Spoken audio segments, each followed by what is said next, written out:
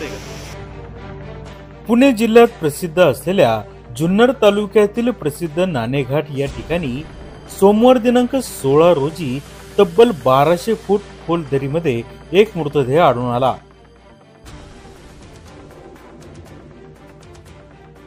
एका खासगी रिसॉर्टच्या कर्मचाऱ्यांना हा मृतदेह दिसल्यानंतर ही बातमी वाऱ्यासारखी पसरली.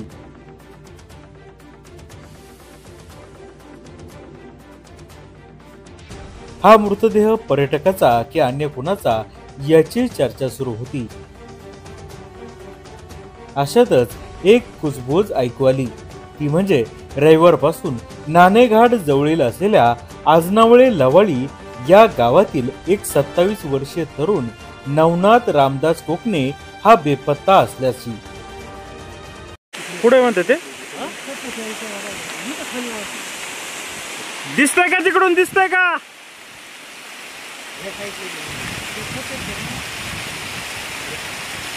दिसतंय का?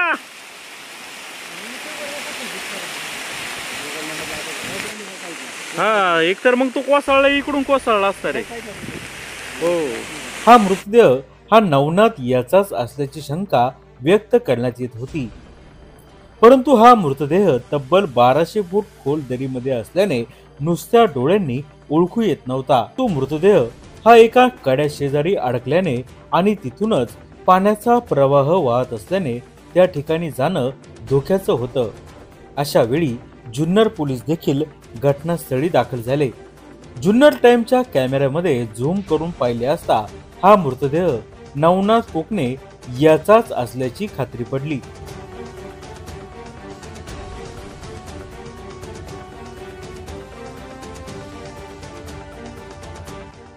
तब्बल 1200 फूट खोल दरीमधील मृतदेह या ठिकाणी उभं देखील राहता येणार नाही असा सोसाट्याचा वारा, वरून आदळणारे धबधबे, पावसाच्या पाण्यासोबत खाली येणारी लहान मोठी दगड, निसरडी वाट यामुळे इतक्या धोकादायक ठिकाणी जाऊन हा मृतदेह कसा काढायचा हा पेचच उभा ठाकला होता.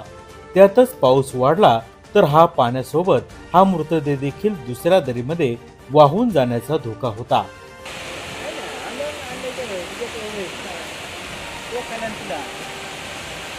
ते जमीन आहे का त्याची वर वगैरे असं काय? इकडे नाही, काय पडला असेल काय अंदाज? काय सांगता येत नाही, पडला काय केलं नाही त्याचं नाही सांगता. आता उतरायचं झालं तरी इकडून उतरावं लागेल. पाऊलवाटेने जावं लागेल. इथून पाऊलवाट आहे का? म्हणजे पाऊलवाटी, दारेघाटाची पाऊलवाट आहे ना आपली. हा, म्हणजे हा वेगळा दारेघाट आहे आपल्या इकडे. नाणेघाट साईड. नाणेघाट नाही, त्याच्या अलीकडे दारेघाट आहे. हा दारेघाट म्हणतात का याला? मी माणूस चालत जाऊ शकतो का? हो, जातो. बर.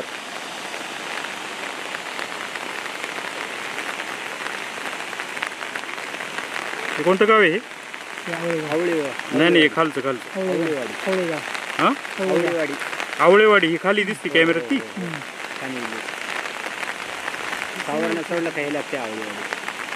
कुणी पाहिलं होतं सगळ्यात आधी? ते एवढं बारीक कुणी पाहिलं ना? कमाल आहे.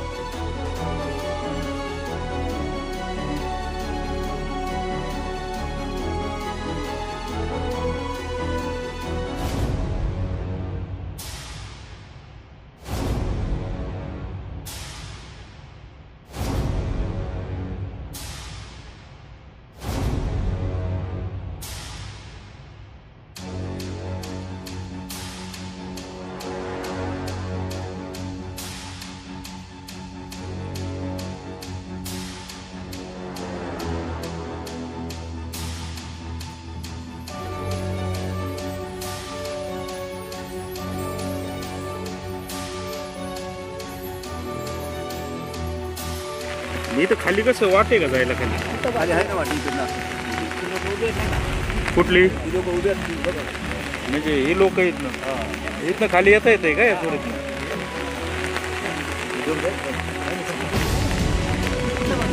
हे काय हे?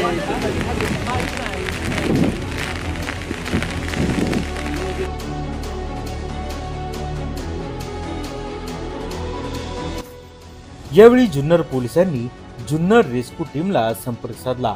शेकडो जणांना जीवदान, विहिरीत नदीमध्ये बुडालेले, सह्याद्रीच्या दऱ्याखोऱ्यामध्ये पडलेले मृतदेह बाहेर काढण्याचा दांडगा अनुभव असलेली जुन्नर रेस्क्यू टीम घटनास्थळी पोहोचते. तोच पावसाचा आणि वाऱ्याचा जोर वाढतो.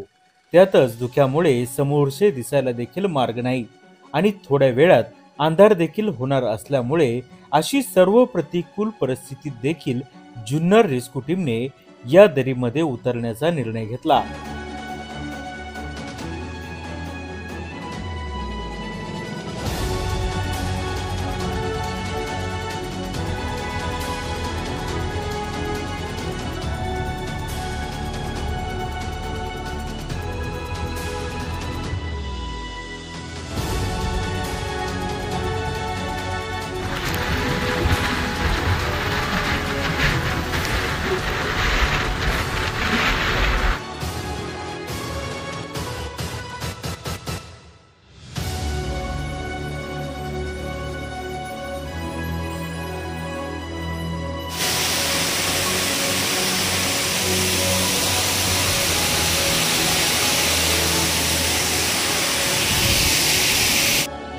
शेकडो फुटांवरून आदळणारे धबधबे, निसर्डी वाट, त्यातच सर्वात धोकादायक म्हणजे सोसाट्याचा वारा. यातून मार्ग काढत जुन्नर रेस्क्यू टीम स्वतःचा जीव धोक्यात घालून खाली उतरू लागते.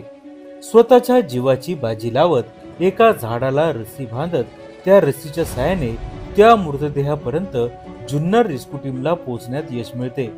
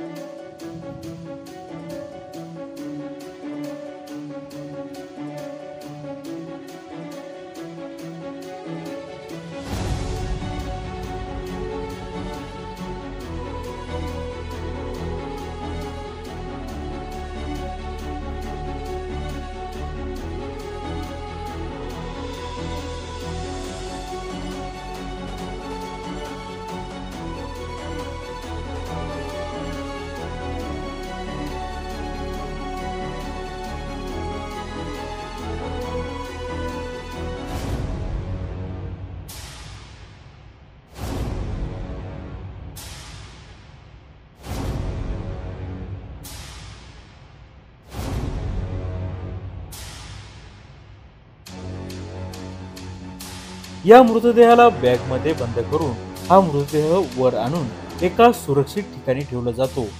अंधारामुळे आणि सोसाट्याच्या अतिप्रचंड वाऱ्यामुळे हा मृतदेह वर आणणे शक्य नसल्याने जुन्नर रेस्क्यू टीम ही पुन्हा दुसऱ्या दिवशी सकाळी पोहोचून हा मृतदेह स्थानिक लोकांच्या मदतीतून यशस्वीपणे वर काढते.